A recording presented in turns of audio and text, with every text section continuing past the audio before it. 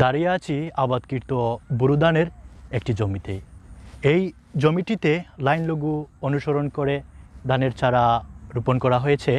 এ পদ্ধতিতে লাইন থেকে লাইন, গাছ থেকে গাছের নির্দিষ্ট দূরত্ব বজায় রেখে এবং 8 থেকে 10 লাইন পর পর এক লাইন গ্যাপ রেখে ধানের চারা রোপণ করা হয়।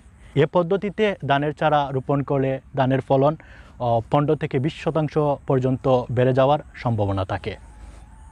আমরা যারা গতানুগতিক নিয়মে ধান চাষাবাদ করে থাকি তারা হয়তো মনে করতে পারি এই লাইন লঘু পদ্ধতি অনুসরণ করে ধানের চারা রোপণ করলে হয়তো জায়গার অপচয় হয়, কিন্তু বাস্তবতা একেবারেই ভিন্ন।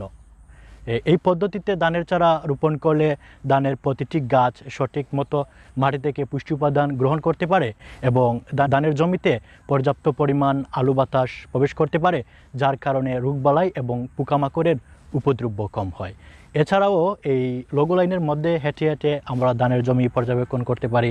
ধানের অন্তর্বর্তীকালীন সকল পরিচর্যা, সার প্রয়োগ, ধানের জমির আগাছা পরিষ্কার, এমনকি বালাইনাশকও খুব ভালো মতো ধানের জমিতে স্প্রে করতে পারি, যার কারণে ধানের ফলন অনেক বেড়ে যায়। চলুন লাইন লঘু পদ্ধতি অনুসরণ করে ধানের চারা রোপণ করি, অধিক ফলন গড়ে তুলি। ধন্যবাদ।